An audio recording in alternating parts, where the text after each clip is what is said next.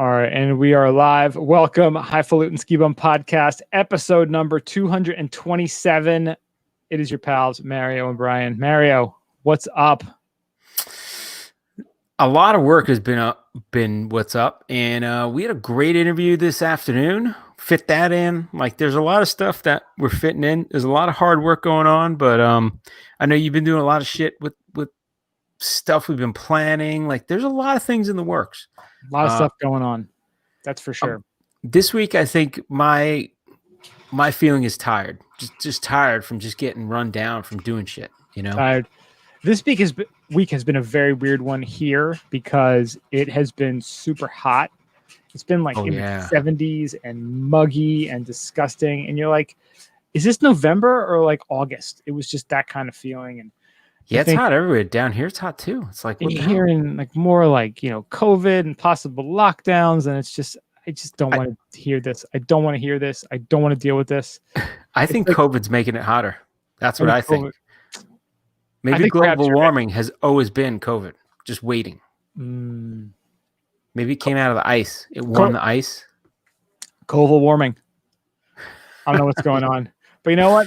We're happy to bring you guys cool thoughts. A lot of positive stuff going on too. So we thank you so much for listening. Please check us out, skibumpodcast.com.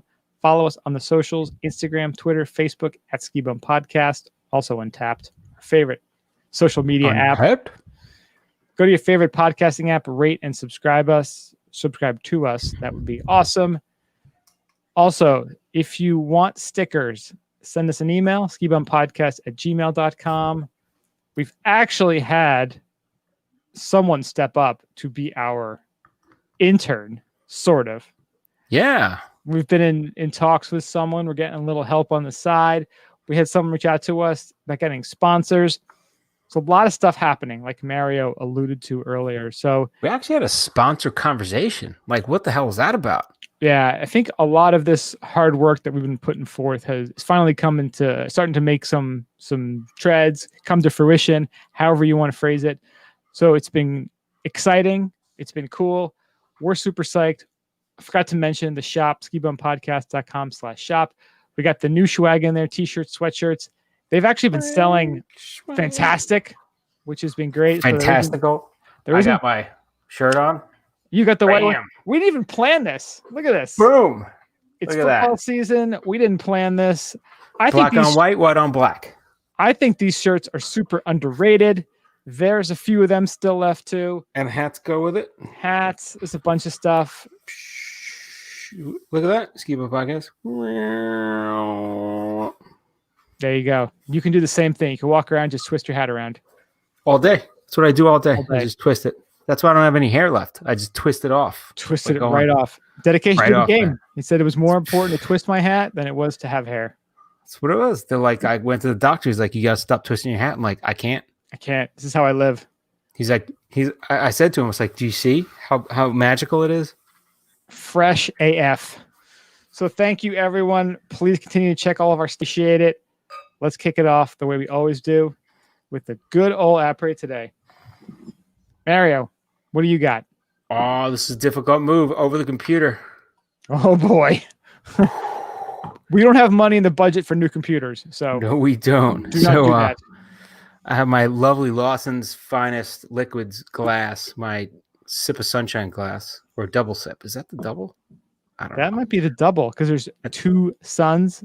I would think. Yes. Thus, double sunshine. I think this is the double sunshine, but great glass, and I'm having a wonderful Peroni. Look at that. This is like the Bud Light of fucking Italy, right? So it's not a double Peroni. It's a double Peroni. Actually, I had two of them, so that's a double Peroni. Double Peroni.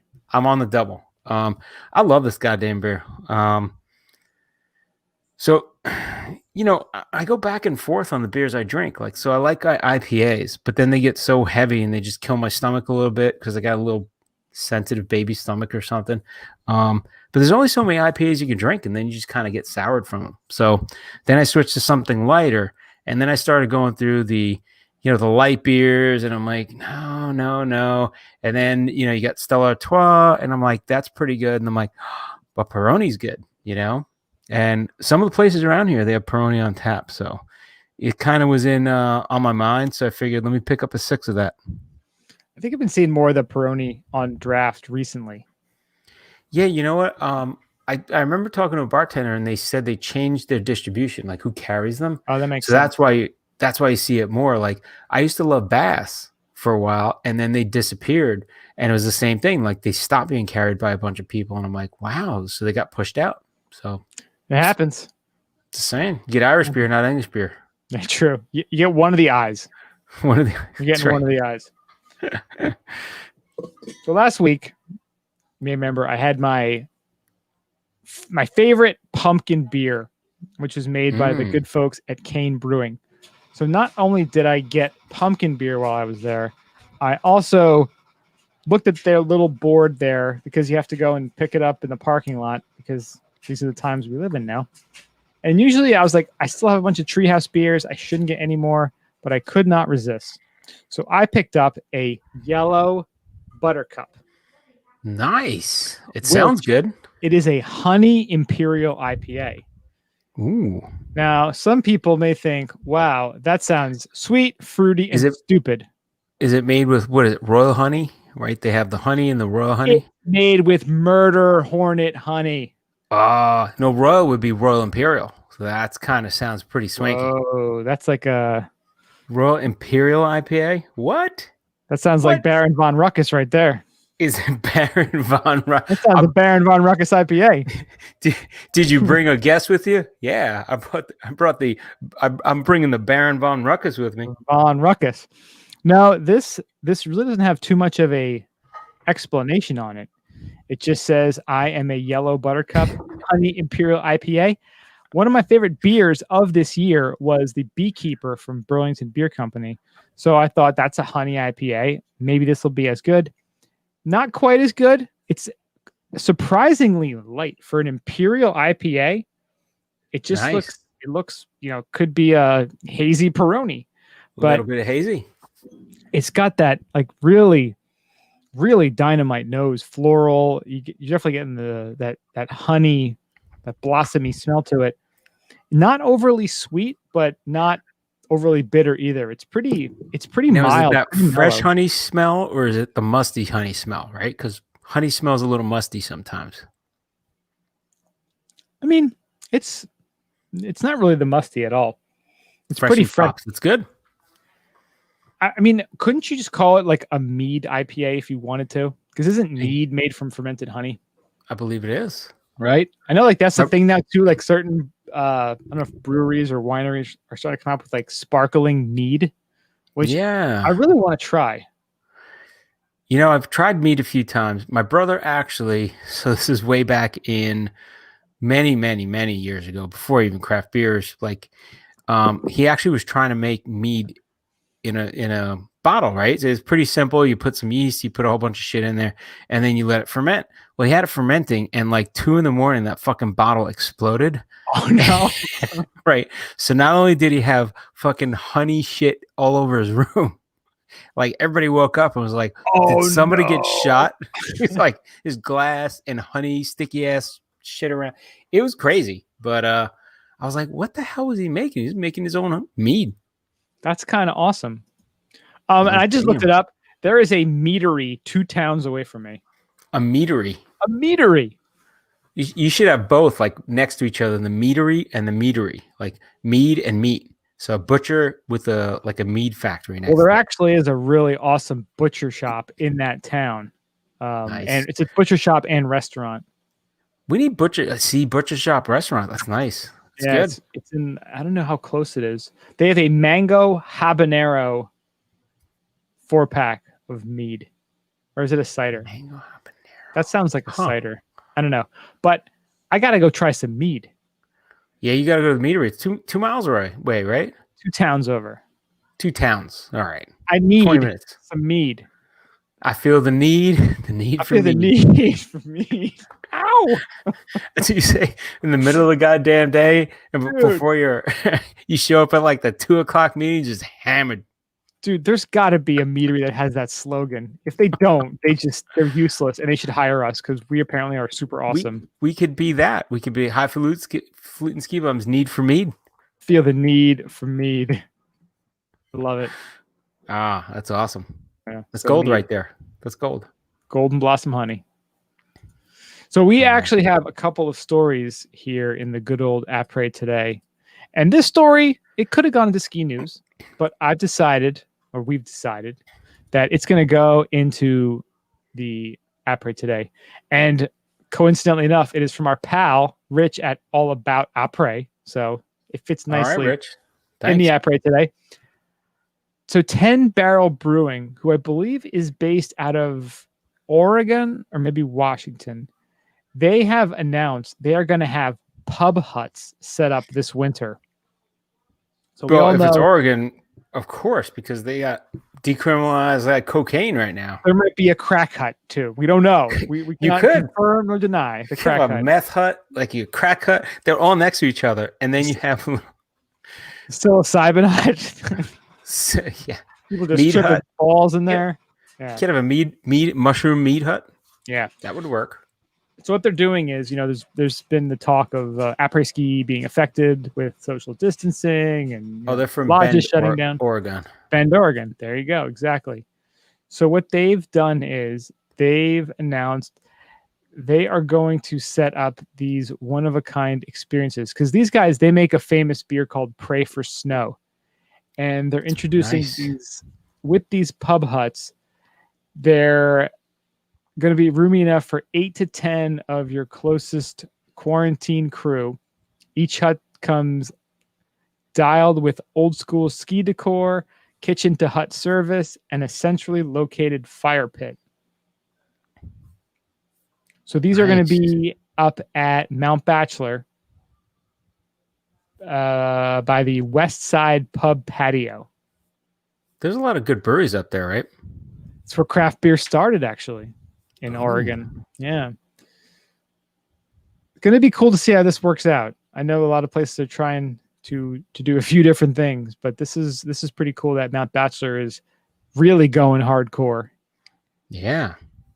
And the pictures look pretty awesome. And you have the same kind of decor you'd see in a ski lodge. And 8 to 10 people fit in there, have a little snack, a couple beers, and we'll see how it goes. I could just see it though. The Mount Bachelor cocaine yurt at the top of the mountain.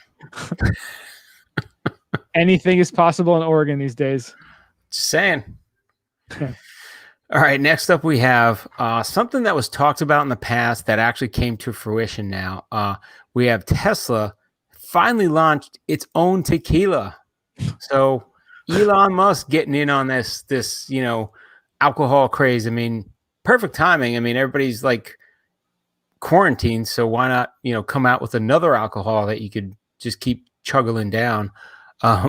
So they actually they talked about this back in 2018, and they thought it was kind of like after they poked fun of the April Fool's joke about the company going bankrupt. Part of the joke was that he passed out against a Tesla Model 3 surrounded by Tesla Kita bottles. And so the tracks of dried tears still visible on his cheeks. So they actually said that later they filed a trademark for Tesla Kita, and they have a sample bottle in this art. Oh, they don't have it on there. There's another article that I didn't look at because it wasn't as nice. This one had the actual bottle, but they actually have a bottle of Tesla Tequila, I guess, when they went for the trademark. But they said they launched the tequila. This was back like 2 weeks ago. Oh, no, a week ago. Launched its own tequila called Tesla Tequila, and they started taking orders for $250 a bottle on its website. I gotta say, the bottle looks pretty awesome. It is a lightning bolt bottle, and it sits in a cool, swanky stand, like a nice, like shiny metal, like chrome stand. Pretty sexy bottle. And like I say, I don't know how it tastes. But isn't like that holder too like reminiscent of something in the Tesla car? yeah, If it's something like supercharger related, I'm not sure. It huh. looks completely ridiculous in an awesome way. I think of Thrace Comas when I see this. Right. Yes, for sure. Aged 15 months in French oak barrels and put into a hand-blown glass bottle. It sounds and looks delicious. 250 bucks. That's some serious cake there for some tequila. I know a lot of companies are coming out with tequila the last couple of years. I'm going to be curious to see what the reviews are on it. If it's actually good, or if it's people who are just like, Tesla people just buying it up to say they have it. And it's funny, the guy that wrote this article says, I'm not surprised Elon Musk took the job all the way to, I'm not surprised that Elon Musk took the job all the way to making the product. And I can't believe that they actually got me. I'm a whiskey guy, never really developed a taste for tequila, but they got me with the bottle. It looks so cool. I had to order one. All right, two. Now I'm $500 poor. Thanks, Elon. Oh my God. Full disclosure, as a Tesla stockholder, thank you. Yeah. I'm just concerned. Is this like a fundraiser that they needed money desperately? So like, let's just make tequila. These stupid idiots will pay $250 for it. You should get a bottle when you buy it. That's my concern. You should. They should make you drink it before you leave with the car to test the autopilot. While you drive a Tesla, they have this pumped in. You got to test the autopilot, right? You're on autopilot. Who the fuck cares, man? Break out the tequila. God, they should have a Tesla tequila like compartment in the dash that you press a button, it pops out, and then we're on autopilot. It only pops out if you're on autopilot. I just wonder, it's got to be tough. Imagine like Elon Musk's chief of staff or like whatever that title is, like, that like term for like a fancy assistant. They must wake up every morning just being like, what the fuck is this guy going to tell me to do today? Like crazy shit. Boring company and the tequila and like that's all the things he does. You just have to be like every morning going like, I have no idea what this crazy bastard is going to make me do. So I started watching Billions with my wife, right? We're on season 2 now, right? So we binged this week. We binged the first season. Billions, best opening scene of the pilot of any show ever. If crazy. you're not hooked immediately, something's wrong with you, or very right with you. But he reminds me of Elon Musk. He's like, he wakes up, he's like, I'm gonna buy a shitload, like truckloads of freaking like tasty cakes because he's trying to buy the company or something like that. And then are you talking Damian Lewis's character? Yeah. Axe. Okay. Axe. So it's kind of funny, like the stuff that like he does is kind of Elon Muskish. But I love how Elon Musk has a car company and then created a liquor, because the whole like don't drink and drive. He's like, don't forget SpaceX. They might SpaceX. Bring it up with them. They launch up there. They go to International Space Station. What are you bringing? We're bringing some Tesla tequila, baby. I'm sure they'd appreciate that. They're like, you're foolish not to, right? Yeah, but I think somebody's gonna get pregnant out there. One of the guys. Because there's only 4 dudes there right now. Be careful. They're gonna have a little tequila, be like, we miss our wives, and they're like, hey, yada yada yada. I'm ejecting myself out of the space station. I just wonder if the next, is Amazon gonna have tequila? Is like Facebook gonna have some sort of weird Zuckerberg vodka, white lightning to match his skin complexion? I mean, think of the diversity of like your products, right? So Amazon is also going into space. Elon Musk, he has cars, space, and now tequila. Why not? And the flamethrower. Yeah. Boring company. I'm sure there's a Tesla Monopoly version. If there's not, there should be, right? There's got to be something. It's funny. We our buddy Nick texted this to us, and he's like, these like, goddamn like brand whores buying this stuff. And my first thought is, yeah. And then I'm like, I kind of want it. And I go to the website and like, it's sold out. I'm like, good. I didn't really want to spend $250 on tequila. And I saw it. I'm like, that's awesome. Maybe you could drink it while you're driving the car and it's okay. Yeah, you're allowed. It's the same brand. You're like, officer, I'm drinking. This is part of the car. Yeah. Well, I can't give you a ticket for drinking part of the car. Brand loyalty. Yeah, exactly. Well, speaking of brand loyalty, one more story in the app right today, because there's a lot of good stuff that came out this past week. New research links Vincent van Gogh's delirium to alcohol withdrawal. Mm-hmm. The real shit's coming out now. Yeah. The paper is unlikely to be the last word on the challenging question of the artist's mental health, though, says expert Martin Bailey. So for those who are not aware, the day before Christmas Eve, 1888, Vincent van Gogh cut off his left ear and gave it to a woman at a brothel for safekeeping. Nice. Who hasn't had a Christmas Eve like that? Hey, that's just another Saturday night for a lot of people. Right? Observers were understandably concerned, and when police arrived at the injured artist's house in Arles, France, the following day, they had him admitted to the hospital. Much of the night of December 23rd, 1888 remains unclear, with scholars disagreeing over everything from the events preceding the incident to whether the Dutch painter cut off the entirety of his ear or just a part of it. Damn. Among other theories, experts have posited that, and I realized just now that I pronounced it wrong, it's actually Van Gogh, for those who know how to speak Dutch. Not that I do. Van Gogh. Everybody knows him as Van Gogh. He mutilated himself after learning of his beloved brother Theo's engagement, fighting with friend and fellow artist Paul Gauguin, or suffering from incessant hallucinations. According to the Van Gogh Museum in Amsterdam, the artist could later recall nothing about the event. Nice. He's like, I was high. I don't know. I was on mushrooms.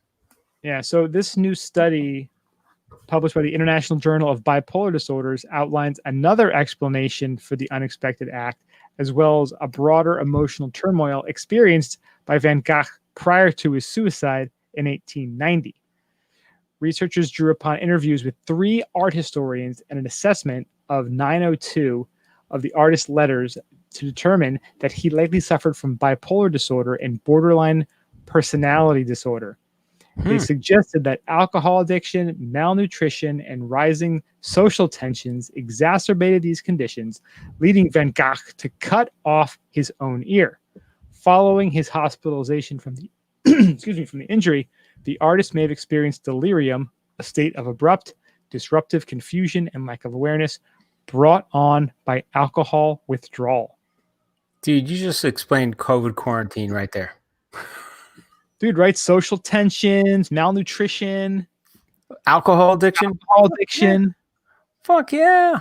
Well, I'm surprised not a lot more people are cutting off their ear right now. We are all Van Gogh. That's right. Right? So, it's funny, like, you had the story and next weekend. Van COVID-19. Van COVID-19. Boom. Right? That's where we're at right now. And I'm sure somebody's got an alcohol problem due to the love of Van Gogh vodka. The double espresso vodka is a dynamite. It is dynamite. A dynamite flask drink. Flask worthy. I think in the past we've had our discussions of the ideal flask beverages to have when skiing or snowboarding. And that's definitely in the top 2 or 3. Oh, yeah. Oh, yeah.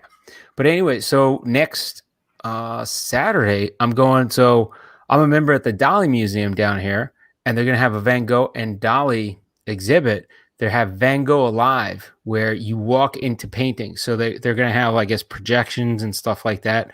Who knows what's going to be there, but I may have an ear cut off like next week. So we got to see if it died for his art. Yeah, if it's that interactive, I might end up walking out with a raging alcoholic problem and a cut off ear. Is there a Van Gogh museum in Portland? Because could you imagine? I think every museum in Portland is going to have a whole just new feel and experience starting next year. Oh, yeah, the Mushroom Museum. These are the best mushrooms from freaking 1950, man. We kept them growing, the same strain. There's got to be strains of mushroom, right? Yes, it could be very interesting. So we crafted this in the cow shit on a nice pasture. So the moral of the story is that you should not stop drinking because you might cut off your ear. Exactly. I like that. At least And that's what I'm getting from this story. you could connect all the dots. You could drink. Maybe you shouldn't stop drinking Tesla tequila, and right, just going up the chain. Whatever keeps you going. That it does. All right, and that wraps up the good old App Parade today. So we have nothing this week in the gondola. Everyone is just super mellow after the positive election results. So nobody even took the time to write any stories. They just got super happy and super chill. So we'll keep our eyes on that and seeing what each state actually does now that they have a few new states have recreationally passed it. Yeah. So roll right into the ski news. So this past weekend, I don't know if anyone else caught this, Warren Miller's Future Retro premiered for the East Coasters. And they're doing it they're doing 3 Saturday night shows, an East Coast one, a Central Mountain one, and then a West Coast one. I think they're directing the coupons and, the packet you usually get afterwards towards those regions, which is why they're, telling folks to, pick the region where they live because they can take advantage of those coupons. So the past weekend was the East Coast one. I checked it out. It was different. It was, you're so used to gathering with friends and family and other skiers from your area to go check out these films together, and to do it separately in your house with a different format. I think it was fun. It was cool the way they did it, but it was just very different. And what was nice is they did get a lot of the athletes from the film, and had them on there rocking their Future Retro gear and asking them, like Mosley's asking them questions, Colin, the other host, was asking questions. They made it fun and interactive, and it was a good time. The film, of course, was great. The stuff they had. I don't know if they actually talked about it, how much they probably were still working on or still filming that they had to cut off and stop because of COVID. A lot of certain athletes that you're used to seeing there that they showed at the end, they did this little singing montage, and they were showing people who maybe you used to see a segment on, but they weren't in it. So you wonder if they was cut off because of all the COVID stuff. And one of the big chunks of the film, it was a Mosley Marcus Caston piece that was it's been out for a couple years now. And I think it was whatever Marcus's web series is called. They kind of took the whole thing of those guys skiing bumps together in Tahoe, in Squaw Valley, whatever they're calling it, Valley now, and plugging that into the film. The Valley. The Valley. Mosley, like the football team, the Valley. It's called Mosley Valley. So it was interesting in that regard. Of course, the places they went, in Iceland, that was the heli skiing was super cool. Alaska, of course, looked amazing. The part about Killington was really cool. That was nice seeing the World Cup and Jim Ryan and I think it was Kalen Richardson with the one skiing there. Again, it's a Warren Miller movie. It's always a lot of fun for us skiers and boarders. So if you haven't checked it out yet, it's definitely worth going out there. And even if you're not on the Central or West Coast, maybe check it out over the next couple weekends, because definitely get you fired up and get you excited for ski season around the corner. Nice. That sounds cool. It was good. Yeah, I gotta catch it. All right. Next up, we got a big announcement came. A Basin is open as of November 9th. Finally. Finally. So this carried out, and it's officially open for the 2021 season. Black Mountain Express servicing High Noon Trail will be open until 4:30. They're getting the whole thing running. Icon Pass reservations were mentioned in the post, and they're saying if you're lucky enough to see the post in time, Icon Pass holders did not to need to reserve a spot to ski today. So I guess it really depends, and this is something, we'll get into it with our interview later, but definitely check what's going on if you're on your way or you're getting ready to go somewhere. And I think that's true with everything. It's true with even restaurants now. Like some restaurants, you didn't think you need a reservation, you do need a reservation, and everything's changing minute by minute. So um, it's good to see they're open, and that's the start of the whole season. So good for them, and good for some skiers that got to enjoy it. Yeah, that was November 9th was the first day they were open. And then on the 10th, Icon pass holders needed to make a reservation. But if you were an A Basin pass holder, you did not. So it's almost as if they're categorizing prioritizing different pass holders. So if you're an A Basin pass holder, you're the most important, then Icon pass, then everybody else. So we're going to see that probably at a lot of resorts this year, or at least until they figure things out. Yeah, and I imagine it's going to change, with as the months go on, it may change. So Do some ebb and flow, and that's for sure. Yeah. So A Basin's open. 3 places in Colorado are now open. Unfortunately, up in Quebec, Mont Tremblant has announced they have delayed their opening until 11/27.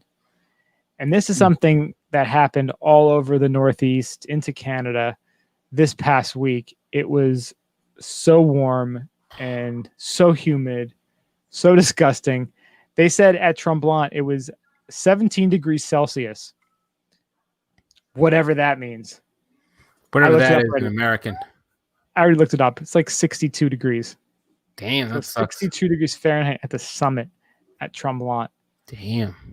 But they said, the one nice thing is that gave them some time to fix some of the problems with their snowmaking system. Cold fronts finally rolling in, and they're looking to have, most chairs and terrain open by day 1 to help maintain distance between skiers. But yeah, they're pushed out too, and again, we'll talk about more in our main topic. A lot of stuff in the Northeast has had some of the warmest streak in November. Just happened the last few days. Like, it's been so warm. I don't know, some sort of weird storm came up and it was pulling air and humidity from the south, and it was just gross. And it felt like August, not November. And it's when you're a skier and a snowboarder, it's even more frustrating because you just want to see the frost, because then you're like, okay, we got frost. That means snow's coming up soon. So to have the opposite is just enraging, especially this year. It's not uncommon to be not freezing before Thanksgiving, right? So, it's still a little early, but we're up there. It's pretty freaking cold. So I think you talked about last week, the La Nina effect. Who knows? Like that's what everybody's speculating on right now, saying, is this shit really going to hit us like that bad? So I took one meteorology course in college, and I love looking. Yeah, it was like, and the front is coming in this way, and this is where we're going to have. I don't really remember anything from it, but I still love looking at those maps where they show the different fronts moving in. And it used to be like super easy. It was like, all right, here's the jet stream. Is it Gulf Stream or jet stream? I think it's the jet stream. It shows like the big front. And that's sort of, if you're above it, it's going to be cold. Below it, it's going to be hot. Right now, there's like all of these fronts all over the place. And it's kind of like, they're like diagonal. And there's one like right by the Canadian border, one like cutting through the mid-Atlantic. There's just so much stuff happening with all these extra storms coming up from the Atlantic. La Nina, like, it's just a meteorological dumpster fire right now. Yeah. Well, even when we saw that prediction from NOAA of La Nina, it was like this huge trough, right? And it was like, that is just not a normal, curve of the like a check mark almost. It was just like whoop, whoop. It's like, wow. So the same weather here is going to be the same weather down, in the other part of the country. So just very strange. Yeah. I don't know. But you know what? In Switzerland, they're saying we're staying open. So the Swiss government has decided to go against the trend in most Western European nations, including ski countries like Austria, France, and Italy, and not go into a limited lockdown in November for the time being at least. Now, they're all closing back down. But Switzerland's like, we're still skiing, man. We're going to do it. So they're saying the Valais region, where a number of skiers are located, has decided separately to close bars and restaurants from Friday. But like different parts are doing, like Davos, St. Moritz, they've been open for some time.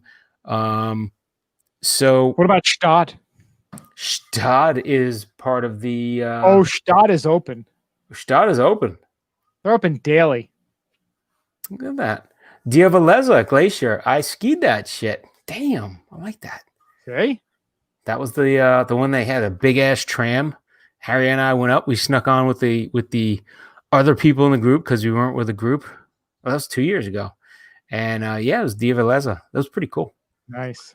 Let's see. So they're saying all are stressing their strict rules and regulations to limit the danger of the pandemic spread because they don't want to be another Ishgil. With some limiting the number of tickets sold to 50% capacity. So, I think it's a little different. They're doing tickets, not these yearly passes necessarily. And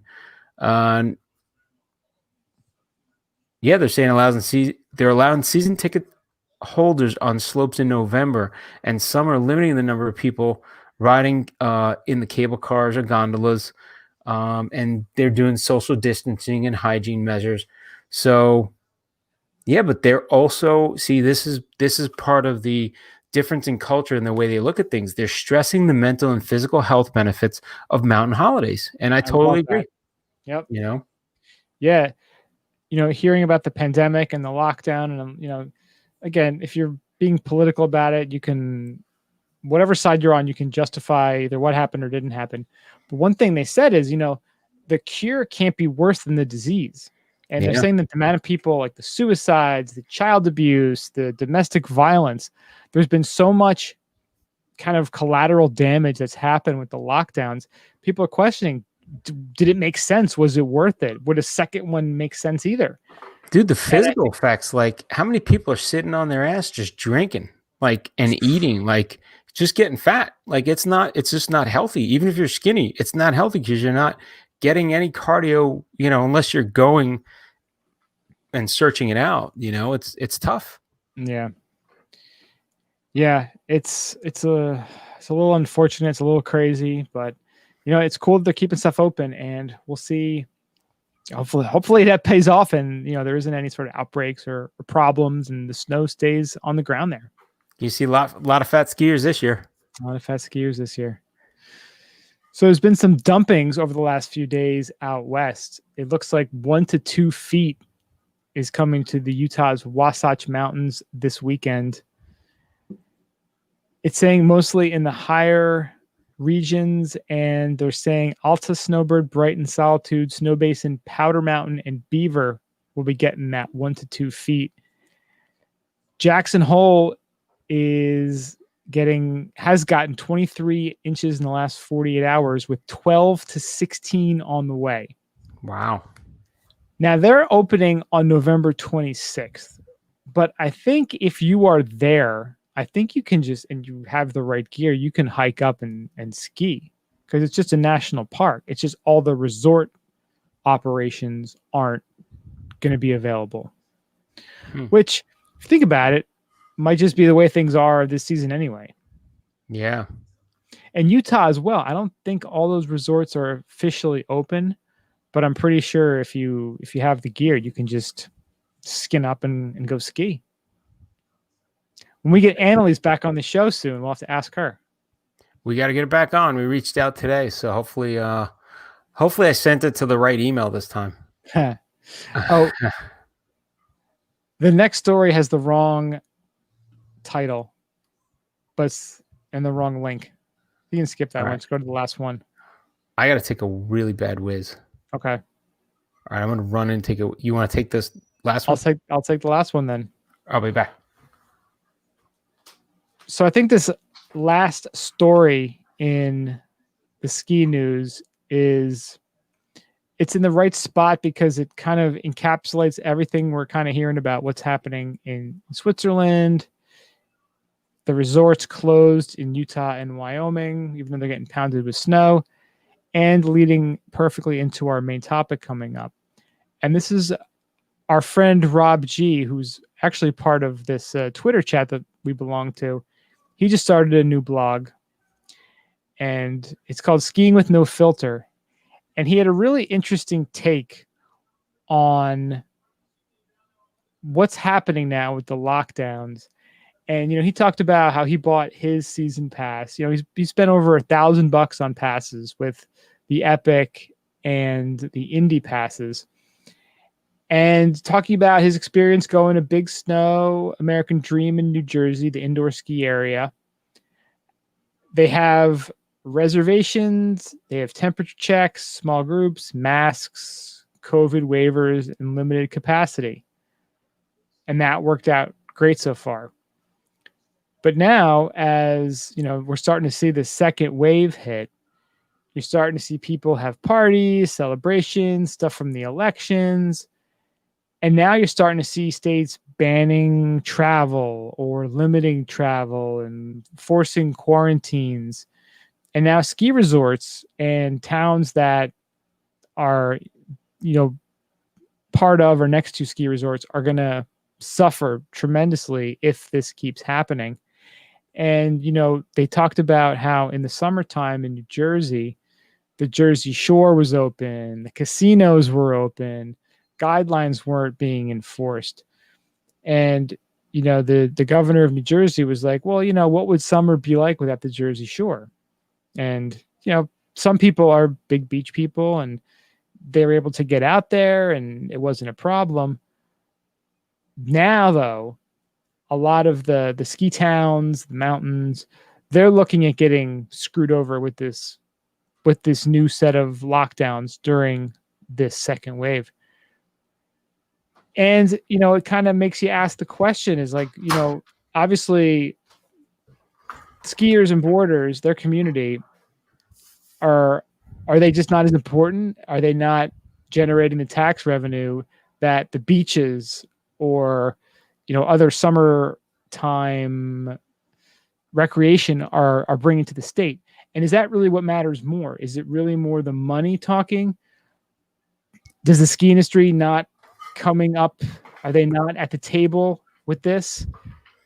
It just makes you at least kind of ask the question is like, what matters to these politicians? What matters to the industry? Is it really more about the tax dollars? Is it more about the people? What is their big concern? And I know I kind of had some of these same questions, and I was a little bit annoyed too with the whole quarantining and hearing about, the way that they're having these new restrictions. But as we kind of bounce right into our main topic, we had a great conversation with Adam White, who is the director of communications for Ski Vermont. And they just announced some of the strictest quarantining rules in the US right now. Yeah, and it wasn't even ski industry, right?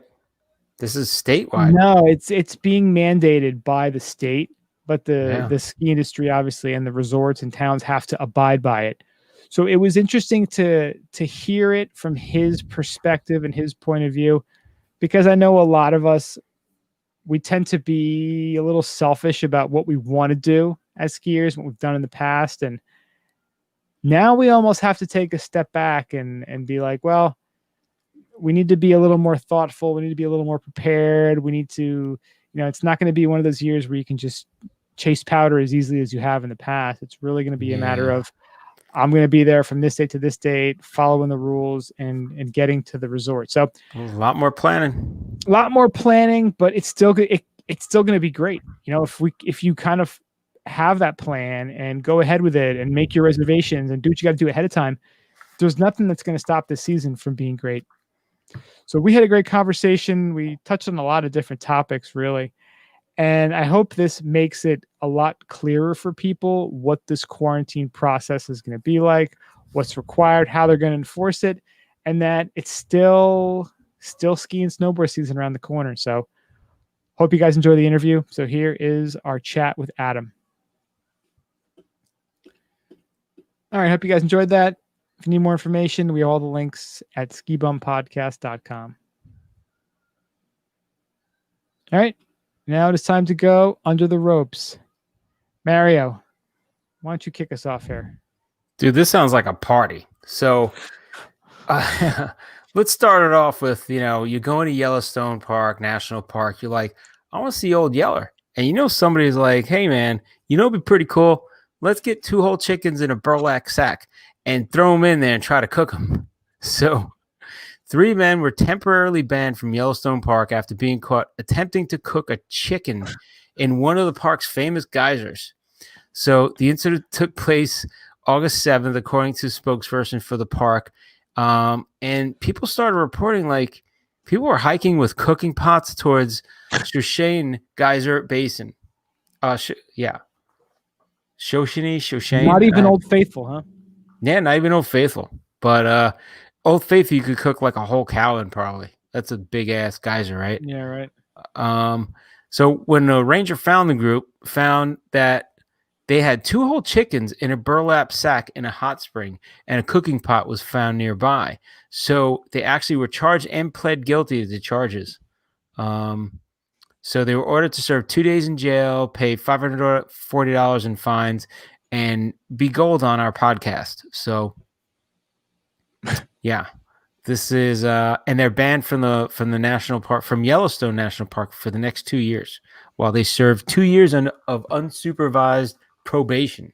Don't ever in the next 2 years, don't let me catch you cooking chickens in a geyser. So I don't like that. Is such a bizarre thing to do. And I wish I looked it up beforehand, but I'm looking it up now. I'm trying to figure out. Good to eat after? I mean, I heard there's a ton of sulfur, like not great stuff like there. Isn't it like an instant brine pretty much? I don't know. Brine, like nobody's swimming in it. Like flavor infusion. I don't know, but if you're not swimming in it, it can't be great to eat. Yeah. Or is it too hot? That's why. Well, the one thing, my first thought was, you could just go to Costco and pick up a rotisserie chicken for $5. That was my first thought. That is true. But then I looked it up. It looks like the closest Costco is in Idaho Falls, Idaho. Ah. So you've got about a 2-hour drive to go and get some that chicken there. Huh. I think they're saying they could have done it because the water's scalding enough, ranging from 180 to 196 degrees. Like a pressure cooker, right? I guess. And they're saying scalding water underlies most of the thin breakable crust around the hot springs, but it's illegal to touch or damage those features. So that's why they have the walkways around. They don't let just people walk around and just cook chickens, fish, like whatever they want. It's not like an open, like, hey, let's do whatever you want here. Wash your socks in there. Hey man, this is hot. I'm going to wash my clothes in there.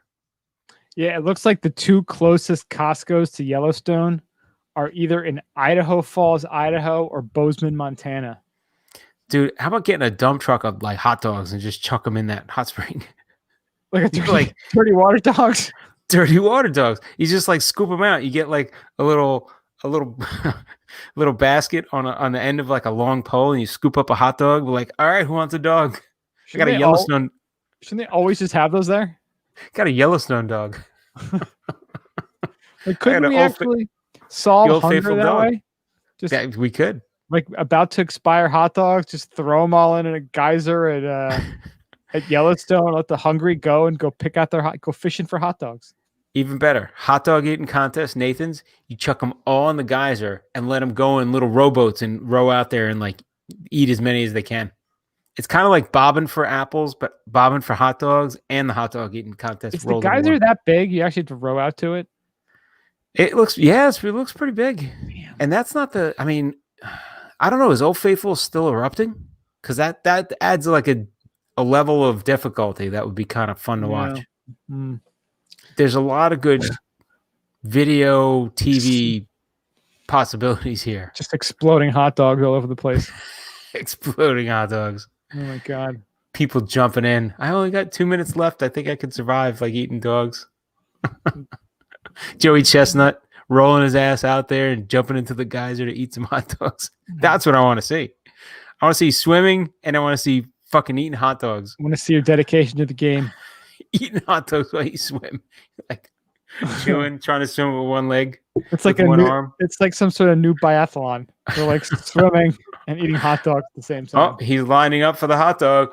He got it. He got it without his hands. He's still swimming. It's a Coney Island biathlon. Goddamn, Michael Phelps would clean up. It's true. Just swimming around eating dogs. So we have two other stories that are kind of the same thing, but very different, that we're going to wrap up the podcast with. And this is definitely trending more to the highfalutin end of the podcast. So there is a company. Yeah. This is what we do. This is what we do. This is a particular watch. It's the Astronomia Everest Black Gold watch. Astronomia. Astronomia. So it's this really fancy watch, and we are still looking for sponsors. If you guys want to kind of trade off, we'll give you some mentions. Just saying. Indeed. Got to throw it in there. So this is a wonderfully beautiful watch, and a Swedish explorer and adventure activist, Johan Ernst Nilsson, he took this watch with him on his expedition to the Himalayas. So he wore this up there when he went up 6,200 meters, about 20,000 feet in minus 30 centigrade temperature.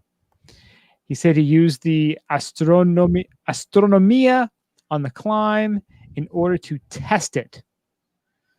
He said it was fantastic. It was banging against rocks and ice. It did well. He has climbed the 7 summits, visited 172 countries, and some of the most remote places on Earth. And he is in the Guinness Book of World Records for his 3 Poles Challenge expedition. Why are we talking about this guy and this watch? Well, here we go. So Jacob and Company, whatever they are partnering with Nilsson to create an exciting version of this iconic Astronomia. Okay, so it's Jacob and Company, and the Astronomia is the watch itself. Yes. Here we go. Astronomia. So they are making this special, fancy version of this watch. It's a fancy-ass version, is right. It's rather breathtaking. I don't even understand what's going on with this watch, but it is very nice. But here's the coolest part about it. So when you purchase this watch, there are 2 key elements. 10% of the purchase price will be donated to charity, helping to make a difference immediately. And this guy, Nilsson, he's saying he wants this watch to change the world. It's not a watch. It's a timepiece. I'm very sorry. A timepiece. This thing looks like it has like a vial of like snake bite venom, like, you know, if you get bit, like it'll cure you from that. Like it might have a few antidotes in there. Like a little fan, a globe. Like there's a lot of shit on this watch. So here's the cool part. So 10% is going to charity. On top of this, each purchase includes an expedition with Nilsson by helicopter to the place on Mount Everest where the rock was found, the rock that they used in this watch. Wow, that little rock is right in there. Yes. That's an Everest rock. In this way, the buyer and a +1 can feel firsthand what Nilsson experiences and will see the need for further action. Dude, I'm adding this shit to my Christmas list. Boom. For sure. I want the Astronomia watch. So the Astronomia Everest is limited to 24 pieces to match the 24 time zones of the Earth. God damn. 12 pieces early with a black celestial vault and 12 pieces with a blue celestial vault. Nice. I like the blue. Here is the kicker. The price of the special timepiece / expedition / donation is $884,800. Boom. But that is to match the height of Mount Everest, 8,848 meters. It's good how it's all centered on that 8,848 price point. I like That's it. a beautiful thing. I mean, it's coming in under $1 million. And I mean, for watches, as long as you're under $1 million, you'll sell a boatload. So if you want to get these as gift, can you buy like a 6-pack of them, or? I think Costco has a 3-pack. Costco has a Goddamn 3-pack, wrapped up. No box. That's what it is. Yeah. I mean, could you imagine wearing a $800,000 watch? Of course, I could. I mean, it's strange to think only wearing one. I usually keep one on each wrist. Oh, dude, I wear one on the outside of my arm and one on the inside. I just flip it. So you get Rolex, you got to buy them in twos. You always buy the 2-pack because you got to know what time it is on this side of your wrist and on the other side of your wrist, just in case it's different. If Paris, Rome, and Stad. That's right. I mean, you're on the flat Earth, so it might be where you're on the time thing where half your body is one time and the other half is the other one. It's the same. The watch is super cool. I will tell you. There's a lot going on in there. There's more information on the site. Hey, man. I like it a lot, but I wouldn't be unhappy if they didn't buy it from me. Let's put it that way, because there's a lot of stuff going on. If someone said to me, "Hey, Bri, do you want this watch or $884,000?" I'd be like, "That watch can go fuck itself." Give me the cash. Cash, money. Yeah. How about give me the cash, and I'm sure Invicta will make like a replica of this in like 2 months. I'll get a Timex version of this. It'll be like twice the size though. Invicta shit's really big. I mean, I don't really do the Everest version. How about like a Mount Mansfield version for Vermont, right? Yeah. Little Mount like a Shinola can make like a Mount Mansfield version. Good to go. $1,000. The box is pretty sweet too. Dude, everything about it is super awesome. If your watch budget for the rest of the year is under $1 million, this may be the watch for you to go for. So if I got one of these, I'd be disappointed that it wasn't delivered in a Tesla with some Tesla tequila. I'd be like, what the fuck? I don't get any tequila with this? I mean, you're getting a helicopter ride out of it. That was kind of sweet. Can I have are they gonna tequila on the helicopter? Probably. What they don't tell you though is are they gonna pick you up from your house in the helicopter? Like, how are you getting to the spot near the Himalayas where the helicopter ride takes place? So you got to get there first. So this is gonna cost you another. Pick you up from Kathmandu. What the fuck? That's another $20,000 to get to Kathmandu, right? That's right. That ain't cheap. That's not like a Value Jet doesn't fly there anymore. There's no direct flight from Tampa to Kathmandu. Dude, Allegiant flies in direct, bitch. I think Hooters Airline used to fly that, right? Hooters Air, man. Old Tampa to Kathmandu. Yeah, dudes getting off of Hooters Air like fucking wing saws everywhere. What'd you do? 8 wings on the goddamn flight? Oh my god. Awesome. Extra saucy. All right, the other part of that. So that's one twofer. We got a twofer with twofer and twofer. There's so that's maybe on the 2 to the 6th power right here. There's a lot of twofers going on. Oh, I sent it for my Christmas list already. Now, perhaps you've already got the watch. You're going to Everest. You know what else you might want to do to collaborate and have another duet? A collaboration between Embraer and Porsche.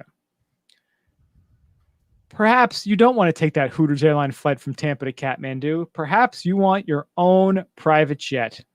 Well, the good folks at Embraer and Porsche have come up with a new package deal, which will give you a designed in tandem Embraer Phenom 300E and a Porsche 911 Turbo S. Damn. A rare aircraft and automobile duet play a refined song using design elements that are only available in this limited edition pairing.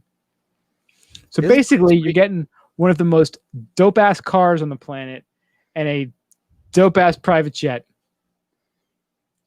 Only 10 pairs of this limited edition will exist, and I'm sure they're already sold out. Damn it. It's for those who demand more. It's for those who dream differently. It's for those who want to arrive in something totally original. So you know what pisses me off? They come out with this That's your after pour? they're all bought up, Yeah. right? Because they're like, yeah, we don't want anybody else to have them, but we want to let everybody know the dope shit that we have. Well, I cannot confirm got if they're sold out. I'm just guessing because a lot of times whenever this stuff does come out and it's like I'm super reserving limited, mine today. Boom. make it Reserve. I'm clicking the button. Reserve it. Yes, I'm going to fill out all my shit. Credit card. Yes. Good day, sir. Good day, sir. Yes, Mr. Montero. We got your request for an embryo. Yes, I do want one. Can you afford it? No, I cannot afford it. It's like, well, just so you know, I did buy some Powerball tickets, so potentially I could afford this. I haven't checked this. I'm gonna slide this across the table. Let's call it even. You keep the change. That could be worth 120 million. Just saying. I'm overpaying right now. It's like if I do win, you keep the change. I don't read the terms and conditions before I fill this form out. You are. I think it might come with a watch too. Customers receive a custom Porsche design 1919 Globe Timer UTC titanium case watch inspired by aircraft cockpit artificial horizons. So a watch, a car, and a plane. This is like The Price is Right. It's like a showcase showdown here. Like what showcase? What are you going to bid on this package? You just write to them and you give them a number and be like, "Was I right? Did I win?" You're like $1. Like, what are you doing, sir? Like, I thought you just got a bid on it, right? I forget where I found this and if they did have a price. I feel like $10 million is coming to my mind in terms of pricing because a 911 Turbo S I think is like 200 grand anyway. I'm not on top of my private jet pricing these days. Sort of not in the market for one, believe it or not. But I do know that this is not a inexpensive private jet. I gotta find 911 Turbo S. They're saying 216,300 for cabriolets. The Turbo S starts at 203. Okay, yeah, about 200. All right.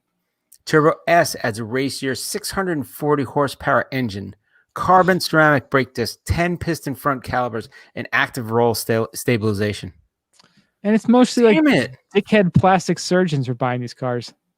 You know what? We are losing money by not buying this. Think of where we could go skiing with this Embraer. Between the car and the Embraer, and that watch will tell us what time it is all the time. I hope we're pronouncing Embraer like completely wrong. They're like, oh my God, these cretins. It's these cretins, the Embraer. I think Embraer should try to reach out to us and sponsor us because I think there's a lot of synergy that we can provide with them. Our market, we're a niche provider of podcasts to high net worth, ultra high net worth people. Like, I think they are losing money by not advertising with us. Just saying. If you fly in a private jet, do you have to follow any rules at all? Contact us. Yes, I'm clicking on that shit too. Hello. You fly a jet, you do whatever you want. That's what I'm saying. So right now, with borders being closed, if you had this private jet, could you just go anywhere you wanted? Hey, you go right to Oregon. You load up with all the drugs you want. You fly the fuck out. Nobody's saying a word. You're not going through TSA. Nothing. You're getting on that damn plane. You're getting the hell out. I guess what's customs like? I guess you still have to go through customs at the airport, right? Yeah, but it's like rich people customs. It's different. Ah, yes. They're not really checking you. They're like, do you have a lot of large cocaine bales with you? No, then just come on in. You got cash? We'll bring that in too. Jewels, blood diamonds. Come on. Just bring it. Wouldn't it be fun if they let everyone just be like super rich for a day and like just go through like flying rich? Good. And if you're a good rich person, then you can keep the money. If you're a bad rich person, then back to your normal life. That would be a great game show. It's like you're rich for a day. Like, how do you treat people? Like, if you're like really great and you're kind and philanthropic, you get to keep being rich. Like, you win the game. Almost like The Bachelor for being rich, not for some clam. But you got to take a risk going into it. So like you have you're middle of the road, you got a good job, whatever. Like you go to this rich for a day and then you either make it or you don't. If you don't, you're out of a job, you got like a felony on you, like just like ruin your life. That'd be pretty fucked up. Well, it's almost like Brewster's Millions, Undercover Boss, and The Bachelor combined. Yeah, and Prison Break. All in one. And You might Oz. get shanked. You might get shanked. Just saying. Yeah, Bruce's Millions. Just do Bruce's Millions for a day. Brewster's Millions, The Bachelor, and what's the other one I just said? The other game show. Oh, Undercover Boss. See, what would you be like as a rich person? Almost like the reverse of Undercover Boss. Might as well throw the Kardashians in there too. Well, yeah, because this is how they live. That's it. It's all a fucking game they show. Could call it. You could be a Kardashian. You got to change your name. Whatever your name is, just put a K in the front. Even better. You don't. If you don't make it, you legally change your name, and then you're the back to your poor life. You have to be Cario, and I have to be crying. Yeah, they just make some ridiculous name, and that's your legal name from then on. Yeah. Damn, that'd be rough. That'd be brutal. This would be pretty sweet. I guess the only problem is that you can't. Brian Trump / Biden. How about that? I was Biden actually Trump, thinking about putting signs up on my yard that said like Trump Biden 2020. People being like, what does this mean? Like, people, you hear screeches in front of, what is going on? What did I miss? Like this guy? Do I hate him? Can you imagine that, the Trump Biden ticket? They're like both say, fuck it, it's too close. You be the president, I'll be the vice president. Just like split up. That would have happened. They said I think if they had like a tie in terms of electoral votes, I guess one house, one of the I think the House or the Senate. The Veep quandary. Did you see Veep? Yeah, I most of it. It was the end of it. It comes down to that, the whole tie, and then the tiebreaker is like the House or something. Like the Senate picked the president, and the House picks the vice president or something. There's rules for it, but it's pretty fucked up. Around maybe. Yeah, I don't know, but it's pretty funny. There's actual rules in it for like if it's a tie. They thought about everything. These founding fathers. You can tear their statues down. You can call them racist, but they were some smart, goddamn people. That's right. They planned for like 50,000 iterations of things that could happen. Yeah. But none of them had private jets. No. Or think about it. Fucking Porsche 911s. That would be. Can you imagine if George Washington had a Porsche 911s? Like, this country has to be a whole lot more than this. The Krauts did this. The Krauts. Oh my God. Let's take them over. George Washington was like, we got to be making it rain. We got to have big booties. We got to do all the good stuff and live like people. I cannot tell a lie. I want that goddamn car. Lincoln would have had a goddamn field day. He would have had a chopper. Lincoln would have been the first one to have a chopper, I think. Did Abraham Lincoln invent the helicopter? I think he did. I think he did. All right. Well, if you got a few bucks, there's a couple different options for you. If you want to keep it simple, gift them to us. That's what I'm saying. skibumpodcast@gmail.com. We'll put it on our wish list. The only thing that makes you feel better than buying the Porsche Embraer watch package, what would make you feel better is gifting it to us, because we would truly appreciate it. Just saying. I mean, we would absolutely post pictures, and we would, include your name, your either a hashtag or a mention. Dude, a tattoo. You give me that every shit. Single one. Tattoo and your name right on my arm. Boom, boom. Mario's committing. I'm committing. You give me that Porsche Embraer package. I'm doing the tattoo on the arm, and what if it's a face tattoo? Would you do that? I'd have to think about what the tattoo would be. If I never having to go through TSA again. Yeah, that's worth a face tattoo. Definitely worth the face tattoo. That's worth the big dong right across your head. Like, whatever, man. I'm not going through TSA. Well, what if he requires to like put his dong on your head while it's being tattooed around? Like, they wants a full, proper outline. Dude, that's better than clear. It's better than the goddamn TSA. It's so worth it. You walking through, people like, do you have TSA pre? No, I got a dick on my head. I'm good. Oh, you're that guy. Okay, cool. You're good. Oh, you're that guy. Yeah, just come on, wave him in. Wave him in. Oh, your play is delayed, sir. They're like calling you sir. Like, I know this guy. He's got the dick on his head. That guy. I like this guy. He fucks. That guy fucks. He does. Well, that wraps up the old podcast for the week. Thank you so much for listening. Check us out, skibumpodcast.com. Follow us on all of the socials, Twitter, Instagram, Facebook, Untapped, at Ski Bum Podcast. Please subscribe and rate us on your favorite podcasting apps, iTunes, Spotify, Amazon now, Stitcher. If you want to send us an email, skibumpodcast@gmail.com.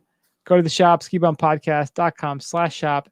Thank you so much for listening. Thank you, Adam, for joining us for the interview. And we'll talk to you guys next week. Stay high, stay fluting. See ya.